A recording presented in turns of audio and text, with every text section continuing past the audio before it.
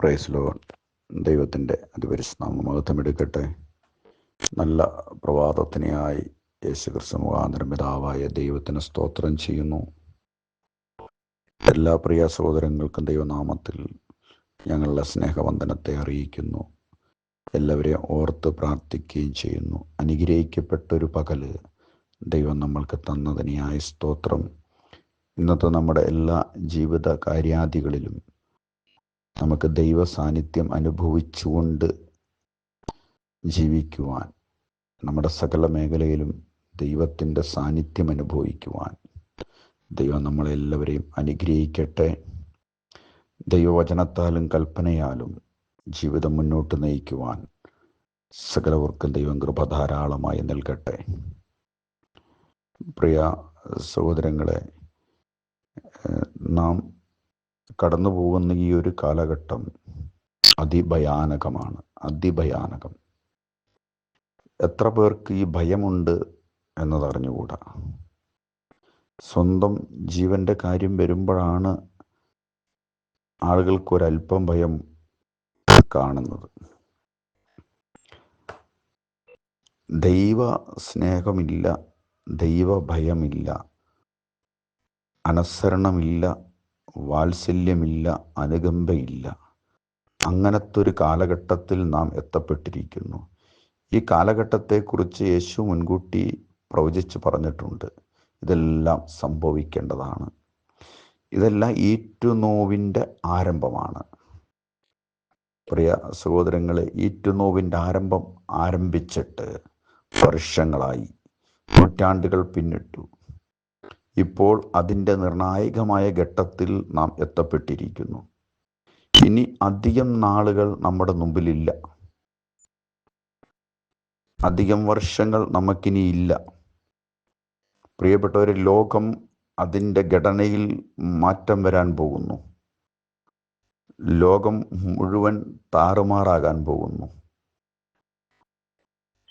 ഇന്നീ കാണുന്ന ലോകത്തിൻ്റെ സൗന്ദര്യവും ആധുനിക ടെക്നോളജിയും എല്ലാം നിശ്ചലമാകും. അതിൽ ആശ്രയിക്കുകയും ചെയ്യുന്നവർ ഒരുപോലെ നിരാശപ്പെടും. സാങ്കേതിക വിദ്യകളും സയൻസും ശാസ്ത്രവും ഇത്രയും പുരോഗമിച്ചിട്ടും നമ്മൾ കണ്ടു, വയനാട് ഉരുളുപൊട്ടിയപ്പോൾ എല്ലാ നിയമ സംവിധാനങ്ങളും മരവിച്ചു നിന്നത്, എല്ലാ ടെക്നോളജികളും നിശ്ചലമായത്. ആയിരക്കണക്കിന് ആളുകൾ അവിടെ മരിച്ചു വീണു, കാണാതെ പോയി. അതിനുശേഷം ഇവരുടെ നഷ്ടപ്പെട്ടവരുടെ ശരീരാവയവങ്ങൾ തിരഞ്ഞെടുക്കാനൊക്കെ ടെക്നോളജികൾ സഹായിച്ചു. അവിടെ അങ്ങനെ ഒരു ഉരുള് പൊട്ടുമെന്ന് അത് തടുക്കുവാനോ മുൻകൂട്ടി ഒരു സംവിധാനവും ലോകത്ത് ഇന്നും കണ്ടുപിടിക്കപ്പെട്ടിട്ടില്ല. ഒരു കാറ്റ് വരുമ്പോഴേക്കും ആ ദേശത്ത് നിന്ന് ജനത്തെ മാറ്റി പാർപ്പിക്കുകയാണ്. കാറ്റിനെ തടുക്കാൻ സയൻസ് ഇത്രയും വളർന്നിട്ടും കഴിഞ്ഞിട്ടില്ല. സയൻസിനെ നമ്മൾ കുറ്റപ്പെടുത്തുകയല്ല, അതിൽ മാത്രം ആശ്രയിക്കുന്നവരുടെ ഒരവസ്ഥ കാണിച്ചു എന്നേ ഉള്ളൂ. ദൈവത്തിൽ ആശ്രയിക്കുക. പ്രിയപ്പെട്ടവരെ, യേശുവിലേക്ക് നോക്കുക. യേശുവിൻ്റെ മുഖത്ത് നോക്കിയവരെല്ലാം പ്രകാശിതരായി. യേശുവിൽ ആശ്രയിച്ചവരും ആശ വയ്ക്കുന്നവരും ആരും നിരാശപ്പെടാൻ ഒരിക്കലും യേശു അനുവദിക്കില്ല. ദൈവമക്കൾക്ക് അവകാശപ്പെടാൻ, ഒരഹങ്കാരത്തോട് അവകാശപ്പെടാൻ അവകാശമുള്ളതാണ് ദൈവം തരുന്ന സമാധാനം, യേശു തരുന്ന സമാധാനം. പ്രിയ സഹോദരങ്ങളെ, ബാക്കി എന്തുണ്ടായിട്ടും സമാധാനമില്ലെങ്കിൽ, സ്വസ്ഥതയില്ലെങ്കിൽ എന്തുണ്ടായാലും കാര്യമില്ല. നമ്മുടെ അകത്ത് സമാധാനമില്ലെങ്കിൽ ഈ ലോകം മുഴുവൻ നേടിയിട്ടും പ്രയോജനമില്ല. അതുകൊണ്ട് വിശുദ്ധ ബൈബിൾ പറയുന്നു, ഞാൻ എൻ്റെ സമാധാനം നിങ്ങൾക്ക് തരുന്നു. യേശുവിൻ്റെ വചനമാണ്. ആകാശവും ഭൂമിയും മാറിപ്പോയാലും യേശുവിൻ്റെ വചനത്തിന് വള്ളിയും പുള്ളിയും മാറ്റം വരില്ല. കാരണം യേശുവാണി അഖിലാണ്ടത്തെ മെനഞ്ഞവൻ, ഈ പ്രപഞ്ചത്തെ നിർമ്മിച്ചവൻ. ആ നിർമ്മാതാവാണ് പറഞ്ഞത്, ഈ ആകാശം മാറും, ഭൂമി മാറും, ഈ കാണുന്നതെല്ലാം അപ്രതീക്ഷമാകും, പക്ഷേ എൻ്റെ വചനത്തിന് വള്ളിക്കും പുള്ളിക്കും മാറ്റം വരില്ലെന്ന് പറഞ്ഞ യേശു. ഈ യേശുവിൻ്റെ മുഖത്തേക്ക് നമുക്കൊന്ന് നോക്കാം. ഈ യേശുവിൽ തന്നെ നമുക്കൊന്ന് ആശ്രയിക്കാം. യേശുവിൻ്റെ വചനത്തിൽ തന്നെ നിലനിൽക്കാം. അതിനുവേണ്ടി നമുക്ക് ദാഹിക്കാം. അതിനുവേണ്ടി നമ്മൾക്ക് പ്രാർത്ഥിക്കാം. പ്രിയപ്പെട്ടവരെ, ഇന്നത്തെ ചിന്തയ്ക്കായി തിരുവെഴുത്തിൽ നിന്ന് 1-2 വചനം വായിക്കുവാൻ ആഗ്രഹിക്കുന്നു. വളരെ പ്രാർത്ഥനയോടെ ആയിരിക്കണമേ. ദൈവം ഏവരെയും സഹായിക്കട്ടെ. മത്തായിയുടെ സുവിശേഷം 4-ാം അധ്യായം അതിൻ്റെ 4. അതിന് അവൻ, മനുഷ്യപുത്രൻ അപ്പം കൊണ്ട് മാത്രമല്ല ദൈവത്തിൻ്റെ വായിൽ നിന്ന് വരുന്ന സകല വചനം കൊണ്ടും ജീവിക്കുന്നു എന്ന് എഴുതിയിരിക്കുന്നു എന്ന് ഉത്തരം പറഞ്ഞു. ഇത് യേശുവിൻ്റെ 40 നാൾ ഉപവാസം കഴിഞ്ഞ് പരീക്ഷകൻ അടുത്ത് വന്ന് സാത്താൻ പ്രലോഭനങ്ങളാൽ യേശുവിൻ്റെ അടുക്കൽ വന്നപ്പോൾ യേശു സാത്താനെ കൊടുത്ത മറുപടിയാണ്. ഈ കല്ലുകളോട് നീ അപ്പമാവാൻ പറയ്, അത് അങ്ങനെ സംഭവിക്കുമല്ലോ എന്ന് യേശുവിനെ ഉപദേശിക്കുന്ന സാത്താൻ. ഇന്നും അങ്ങനെയാ നമുക്ക് കാണാൻ കഴിയുന്നത്. ബൈബിൾ എന്താന്ന് പോലും അറിയാത്ത അനേകർ ഉപദേശകരായി രംഗത്തുണ്ട്. ബൈബിളിൻ്റെ ABCD അറിഞ്ഞുകൂടാ. അങ്ങനെയുള്ള ഒരുപാട് ആളുകൾ എൻ്റെ അടുക്കലും വരാറുണ്ട്, എന്നെ ഉപദേശിക്കാറുണ്ട്. ഒരുപാട് ആളുകൾ ഈ ഉപദേശകർ ഇന്ന് രംഗത്തുണ്ട്. ഹല്ലേലൂയ. ഞങ്ങൾക്കത് കാണുമ്പോൾ ചിരിയാണ് തോന്നാറ്. വേറെ ഒന്നും അവിടെ ചിന്തിച്ചിട്ട് കാര്യമില്ലല്ലോ. കാരണം എല്ലാം തികഞ്ഞു, എല്ലാം അറിഞ്ഞു എന്ന് നടിച്ചുകൊണ്ട് ഒന്നും അറിയാത്തവർ ഇതുമായി ഇറങ്ങിയിരിക്കുന്നു. ഇവിടെ യേശു സാത്താനോട് പറഞ്ഞ മറുപടി, മനുഷ്യൻ അപ്പം കൊണ്ട് മാത്രമല്ല ജീവിക്കുന്നത്, ദൈവത്തിൻ്റെ വായിൽ കൂടി വരുന്ന സകല വചനം കൊണ്ടും ജീവിക്കുന്നു എന്ന് എഴുതിയിരിക്കുന്നു എന്ന് ഉത്തരം പറഞ്ഞു. എഴുതിയതിൽ നിന്ന് തന്നെയാണ് യേശു ഉത്തരം പറഞ്ഞത്. വളരെ ശ്രദ്ധിക്കണമേ. എഴുതിയിൽ നിന്നാണ് യേശു ഉത്തരം പറഞ്ഞത്. എഴുതി നിന്നാണ് സാത്താൻ ചോദിച്ചതും. ഇന്ന് ഈ എഴുതിയിൽ നിന്ന് ഉത്തരം പറയാൻ ആർക്കും കഴിയണില്ല. അതുകൊണ്ട് എഴുതാത്തത് വായിക്കുകയും എഴുതാത്തത് പ്രസംഗിക്കുകയും പ്രസംഗിക്കാതെ കേൾക്കുകയും ചെയ്യുന്ന ആളുകളെ കൊണ്ട് ലോകം നിറഞ്ഞു. എഴുതാത്തത് വായിക്കുന്നവരാണ് ഇന്ന് കൂടുതലും. വചനത്തിലില്ലാത്തത് പ്രസംഗിക്കുന്നവരാണ് കൂടുതലും. പ്രിയപ്പെട്ടവരെ, നാം തെറ്റിപ്പോകും. അതുകൊണ്ട് തിരുവെഴുത്ത് പരിശോധിക്കുക. അതൊരു കഥ. വിശുദ്ധ ബൈബിള് സ്വർഗീയ ഭരണഘടനയാണ്, ജീവന്റെ പുസ്തകമാണത്. ഇത് വായിക്കുമ്പോൾ ഒരു കഥാപുസ്തകം വായിക്കുന്നത് പോലെ, ചരിത്ര ഗ്രന്ഥം വായിക്കുന്നത് പോലെയോ വായിച്ചാൽ ഒന്നും കിട്ടില്ല. ഇത് വായിച്ച് ഇതിൽ നിന്ന് എന്തെങ്കിലും ലഭിക്കണമെങ്കിൽ തന്നെ പരിശുദ്ധാത്മാവിൻ്റെ സഹായം വേണം. അപ്പോൾ വളരെ ദാഹത്തോടെയും പ്രാർത്ഥനയോടെയും വളരെ വിശപ്പോടെയും ഇത് വായിക്കുന്നുവെങ്കിൽ മാത്രമേ ഇതിൽ നിന്ന് എന്തെങ്കിലും മനസ്സിലാകുകയുള്ളൂ. അല്ലെങ്കിൽ ഇത് വായിച്ച് പൊരുൾ തിരിച്ചു തരാൻ കഴിയുന്ന ആളുകളുടെ അടുക്കൽ നിങ്ങൾ പോകണം. വാശി പിടിച്ച് ഇരിക്കേണ്ട കാലം കഴിഞ്ഞു കേട്ടോ. യേശു എന്നോട് നേരിട്ട് വന്ന് സംസാരിക്കും എന്നൊക്കെ പറഞ്ഞിരിക്കുന്ന ഒത്തിരി ആളുകളുണ്ട്. ഞങ്ങളുടെ അടുത്ത് പറഞ്ഞിട്ടുള്ള അനേക ആളുകളെ ഞങ്ങൾക്കറിയാം. യേശു നേരിട്ട് സംസാരിക്കുമെന്ന് യേശു കൃത്യമായിട്ട് ഉപമയിലൂടെ അത് തെളിയിച്ചു. ധനവാനും ലാസറിൻ്റെയും കാര്യം നമ്മൾ പരിശോധിക്കുമ്പോൾ അവിടെ ധനവാനായ മനുഷ്യൻ യാതനാസ്ഥലത്ത് കിടന്നുകൊണ്ട് പറയുകയാണ്, ലാസറിൻ്റെ കയ്യിൽ ഒരു തുള്ളി വെള്ളം, കൈയൊന്ന് വെള്ളത്തിൽ മുക്കി എൻ്റെ നാവിലൊന്ന് ഒറ്റിക്കാൻ. പിന്നീട് പറയുകയാണ്, എൻ്റെ 5 സഹോദരന്മാർ ഭൂമിയിലുണ്ട്, ലാസറിനെ ഒന്ന് അങ്ങോട്ട് അയച്ച് അവരോട് സുവിശേഷം പറയാൻ. അതിനാ ഉപമയിൽ കൃത്യമായ മറുപടി പറയുന്നുണ്ട്. അവിടെ മോശയും ശേഷം പ്രവാചകന്മാരും ഉണ്ടെന്ന്. ഇത് ഏറ്റെടുക്കാതെ യേശു നേരിട്ട് വന്ന് സംസാരിക്കുമെന്ന് പറഞ്ഞ് കാത്തിരിക്കുന്ന അന്ധരായ അന്ധവിശ്വാസികളായ ഒരുപാട് ആളുകളെ ഞങ്ങൾ കണ്ടുമുട്ടിയിട്ടുണ്ട്. ഹല്ലേലൂയ, ദൈവത്തിന് സ്തോത്രം. പ്രിയപ്പെട്ടവർ, അത്തരം അന്ധരായി മാറല്ലേ. ഒന്ന് ചെവി കൊടുക്കുക.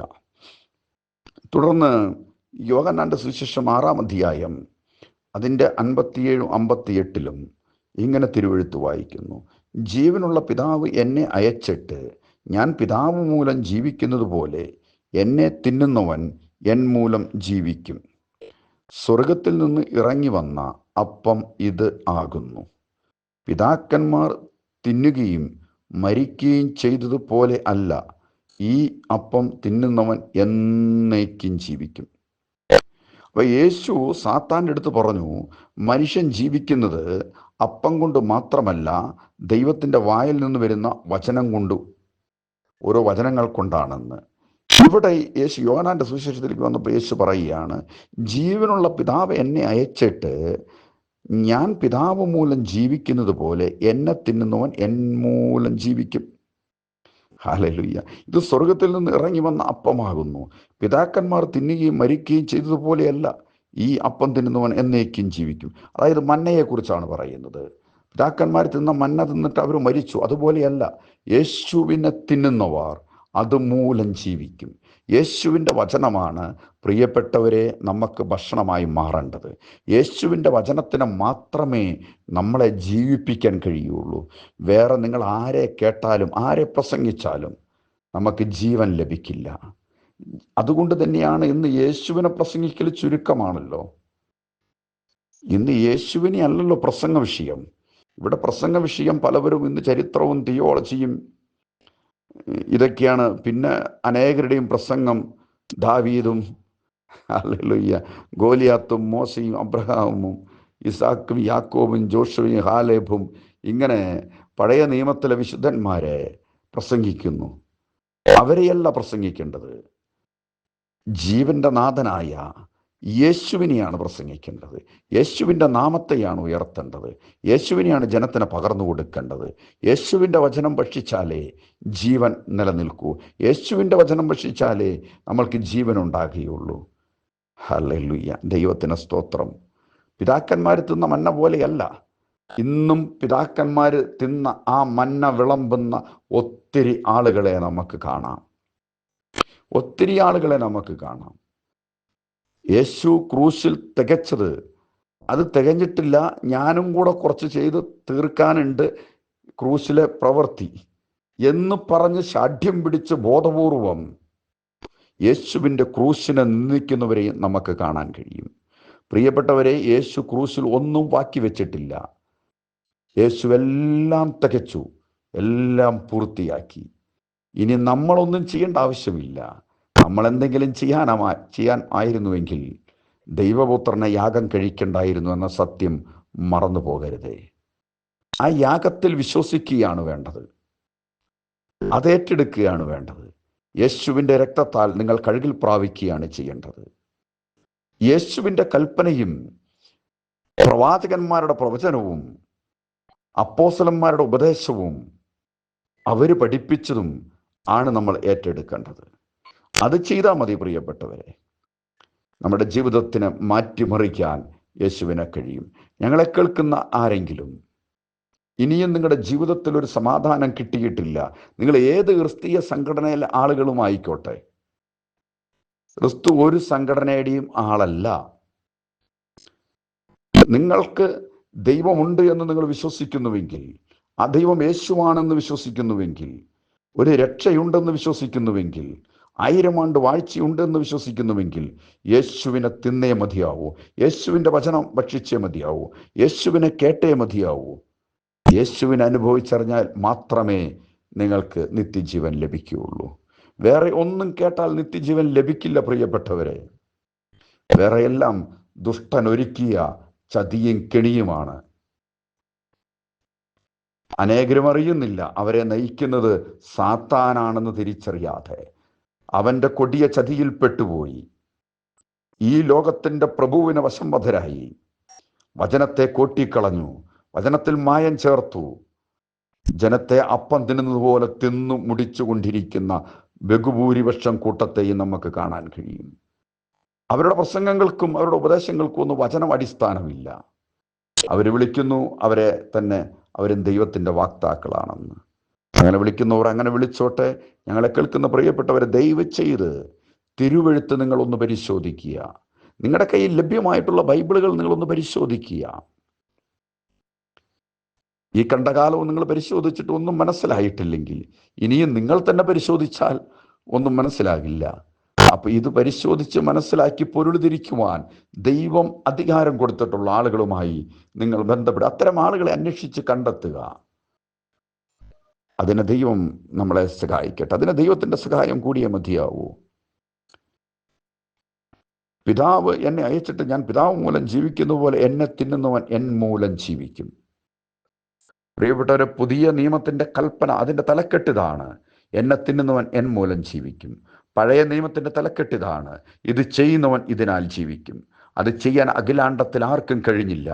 അത് ചെയ്യുവാൻ, അത് പൂർത്തീകരിക്കുവാൻ നസ്രയനായ യേശുവിനെ മാത്രമേ കഴിഞ്ഞുള്ളൂ. യേശു മാത്രമാണ് അത് പൂർത്തീകരിച്ചത്. അതുകൊണ്ടാണ് യേശുവിൻ്റെ നാമത്തിൽ വിശ്വസിക്കുന്ന ഏവനും രക്ഷിക്കപ്പെടുമെന്ന് തിരുവെഴുത്ത് പറഞ്ഞത്. അവന്റെ നാമം മൂലം മാനസാന്തരവും പാവമോചനവും യെരുശലേം മുതൽ സകല ജാതികളിലും പ്രസംഗിക്കപ്പെടണമെന്ന് ലൂക്കോസിന്റെ സുവിശേഷം 24:47 പറഞ്ഞത്. പ്രിയപ്പെട്ടവരെ, അതുകൊണ്ടാണ് പറഞ്ഞത് യോഹന്നാന്റെ സുവിശേഷം 1:12 അവനെ കൈക്കൊണ്ട് യേശുവിൻ്റെ നാമത്തിൽ, യേശുവെന്ന നാമത്തിൽ വിശ്വസിക്കുന്നവർ ദൈവമക്കളാകുവാൻ അവർക്ക് അധികാരം കൊടുത്തുവെന്ന്.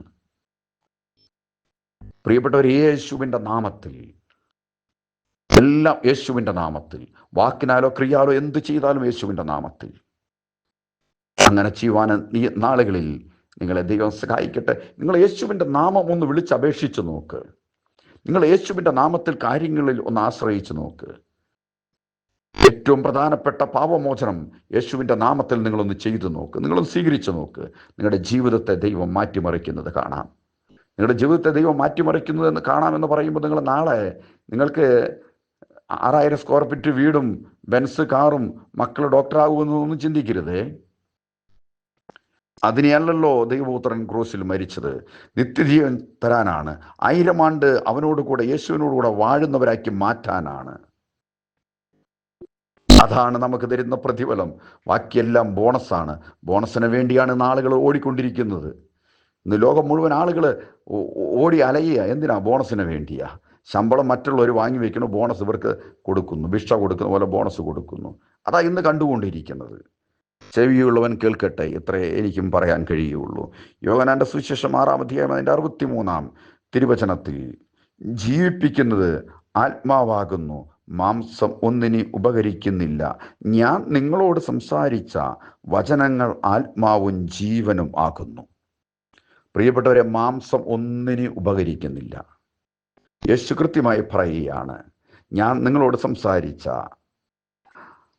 വചനം ജീവനും ആത്മാവുമാകുന്നു. ഹല്ലേലൂയ. അതുകൊണ്ടാണ് പിതാക്കന്മാർ മന്ന തിന്നിട്ടും അവർ മരിച്ചത്. പിതാക്കന്മാർ തിന്നുകയും മരിക്കുകയും ചെയ്തതുപോലെയല്ല എന്നെ തിന്നുന്നവൻ എൻ മൂലം ജീവിക്കുമെന്ന് യേശു പറഞ്ഞത്. യേശുവിൻ്റെ വചനമാണ് തിന്നേണ്ടത്.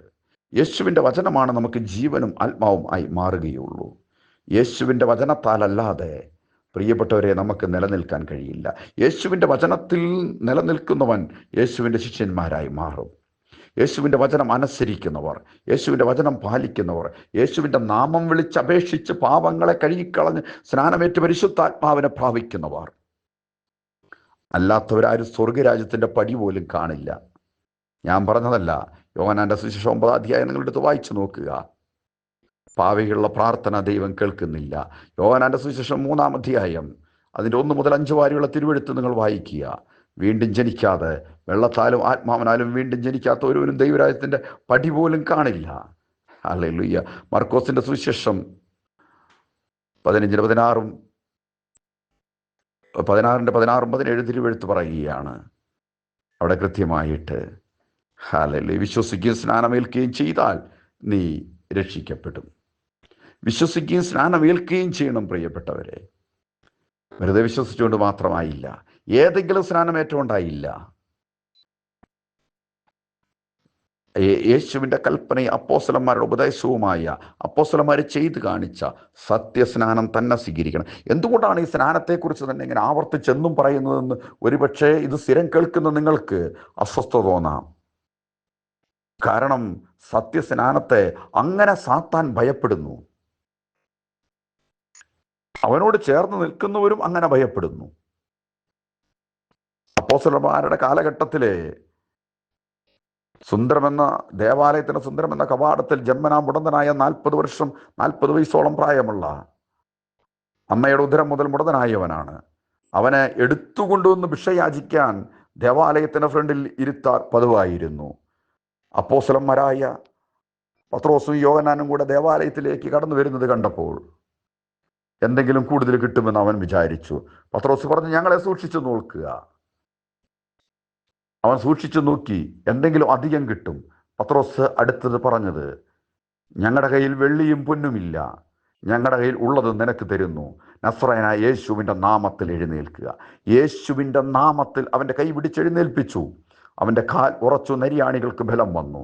അവൻ നൃത്തം ചെയ്ത് ദൈവത്തെ ആരാധിച്ചുവെന്ന് തിരുവെഴുത്തിൽ നമ്മൾ വായിക്കുന്നു. പ്രിയപ്പെട്ടവരെ, യേശുവിൻ്റെ നാമത്തിലെ ഒരാളെ എഴുന്നേൽപ്പിക്കാൻ പറ്റുള്ളൂ. യേശുവിൻ്റെ നാമത്തിനെ ഒരു പാപിയെ മാനസാന്തരപ്പെടുത്താൻ പറ്റുള്ളൂ. യേശുവിൻ്റെ നാമത്തിലാണ് പ്രിയപ്പെട്ടവരെ പാപമോചനം കിട്ടുകയുള്ളൂ. അതിനുശേഷമേ പരിശുദ്ധാത്മാവിനെ കിട്ടുകയുള്ളൂ. ഹല്ലേലൂയ. അതല്ലാത്തതും പരിശുദ്ധാത്മാവ് വന്നു എന്ന് വചനമുണ്ട്. അവർക്ക് അതിനുശേഷം യേശുവിൻ്റെ നാമത്തിൽ സ്നാനം നൽകി എന്നും അതിന് തിരുവെഴുത്തിൽ തെളിവുണ്ട്. പ്രിയപ്പെട്ടവരെ, യേശുവിനെ പ്രസംഗിക്കുക, യേശുവിനെ കേൾക്കുക, യേശുവിൻ്റെ വചനം ഭക്ഷണമായി മാറട്ടെ. ഇത് അന്ത്യകാലഘട്ടമാണ്. വയനാട് ഉരുളുപൊട്ടുന്നതിന് ചില നാളുകൾക്ക് മുമ്പ് ഞാനൊരു വാട്സപ്പ് മെസ്സേജ് അയച്ചിരുന്നു. കേരളത്തിൽ ഒരു കൂട്ട നിലവിളി ഉയരാൻ പോകുന്നുവെന്ന്. ചുരുക്കം ആളുകളിലേക്കാണ് മെസ്സേജ് എത്തിയിട്ടുള്ളത്, കുറച്ചാളുകൾ. അതിനുശേഷം എന്നോട് ചിലവർ ചോദിച്ചു, കേരളത്തിൽ പാസ്റ്റർ പറഞ്ഞ ഈ കൂട്ട നിലവിളി വയനാട് ദുരന്തമായിരുന്നോ എന്ന്. ഞാൻ പറഞ്ഞു, അതൊരു തുടക്കം. ഇനിയും കൂട്ട നിലവിളികൾ ഉയരാൻ പോവുക, ഇനിയും കൂട്ട നിലവിളികൾ ഉയരാൻ പോവുക. പ്രിയപ്പെട്ടവരെ, ആർക്കും പ്രവർത്തിച്ചു കൂടാൻ കഴിയാത്ത ഇരുട്ട് വരാൻ പോകുന്നു. ആർക്കും പ്രവർത്തിച്ചു കൂടാൻ കഴിയാത്ത ഇരുട്ട് വരാൻ പോകുന്നു എന്ന് പറഞ്ഞത് യേശുവാണ്. ഇപ്പോൾ പകൽ സമയമുള്ളപ്പോൾ, വെളിച്ചമുള്ളപ്പോൾ ഇപ്പോൾ പ്രവർത്തിക്കുക, ഇപ്പോൾ ഉണരുക, ഇപ്പോൾ എഴുന്നേൽക്കുക, ഇപ്പോൾ വിളിക്കുക യേശുവിൻ്റെ നാമത്തെ. ഇപ്പോൾ യേശുവിൻ്റെ നാമത്തെ വിളിച്ചപേക്ഷിച്ച് നിങ്ങളുടെ പാപങ്ങളെ കഴുകിക്കളയുക. ഹല്ലേലൂയ. ഇപ്പോൾ യേശുവിൻ്റെ വചനം ഭക്ഷണമാക്കി മാറ്റുക. യേശുവിൽ തന്നെ ആശ്രയിക്കുക, യേശുവിൽ തന്നെ ആശ വയ്ക്കുക. ഇനി നമ്മുടെ മുമ്പിൽ അധികം വർഷങ്ങളില്ല. നാളും നാഴികയും ഡേറ്റ് ഒന്നും പറയാൻ ഞങ്ങൾക്ക് പെർമിഷൻ ഇല്ല, അനുവാദമില്ല. കാരണം അത് ദൈവപുത്രൻ കൃത്യമായി പറഞ്ഞിരിക്കുകയാണ്. അത് പിതാവിനെ അല്ലാതെ ആർക്കും അറിഞ്ഞുകൂടാ എന്ന്. പ്രിയ സഹോദരങ്ങളെ, അപ്പോൾ തന്നെ യേശു ചില അടയാളങ്ങൾ പറഞ്ഞിട്ടുണ്ട്. ആ അടയാളങ്ങളെല്ലാം നടന്നുകൊണ്ടിരിക്കുന്നു. അതുകൊണ്ട് തന്നെ ഭയപ്പെടുക. യേശുവിൻ്റെ വചനത്തെങ്കിൽ വിറയ്ക്കുക, യേശുവിൻ്റെ നാമം വിളിച്ചപേക്ഷിക്കുക, സത്യം അന്വേഷിക്കുക. പ്രിയപ്പെട്ടവരെ, യേശുവിൻ്റെ വചനം ഭക്ഷണമായി തീരട്ടെ. യേശുവിനെ തിന്നുന്നവൻ യേശു മൂലം ജീവിക്കും. അങ്ങനെ തിന്നുവാൻ, അങ്ങനെ ജീവിക്കുവാൻ ദൈവം ഏവരെയും സഹായിക്കട്ടെ. യേശുവിൻ്റെ വചനം മാത്രമാകട്ടെ നമ്മുടെ ഭക്ഷണം. നമുക്ക് ഒരുമിച്ച് പ്രാർത്ഥിക്കാം.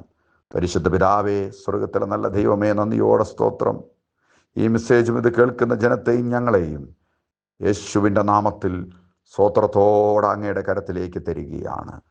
കർത്താവേ, ഇത് കേൾക്കുന്നവർ അത് ഗ്രഹിക്കുവാനുള്ള കൃപ അങ്ങ് നൽകണമേ. അവരുടെ ഹൃദയങ്ങളെ തുറക്കണമേ, അവരുടെ ചെവികളെ തുറക്കണമേ. യേശുവേ, അങ്ങയുടെ നാമത്തിലുള്ള പാപമോചന സ്നാനത്തെക്കുറിച്ച് ബോധം വരുത്തണമേ.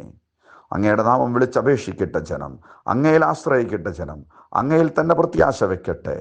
കർത്താവേ, അങ്ങനെ അങ്ങ് കണ്ടിട്ടുള്ളവരെ വിളിച്ചു വേർതിരിക്കണമേ എന്ന് ഞങ്ങൾ അങ്ങയോട് പ്രാർത്ഥിക്കുന്നു.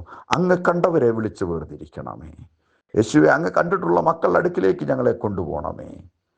അങ്ങനെയുള്ളവർ ഞങ്ങളുടെ അടുക്കിലേക്ക് വരട്ടെ. ഓ കർത്താവായ യേശുവേ, അവിടുന്ന് പ്രാർത്ഥന കേട്ട് അനുഗ്രഹിച്ചതിനായി നന്ദി. യേശു ക്രിസ്തുവിൻ്റെ നാമത്തിൽ തന്നെ. ആമേൻ, ആമേൻ, ആമേൻ.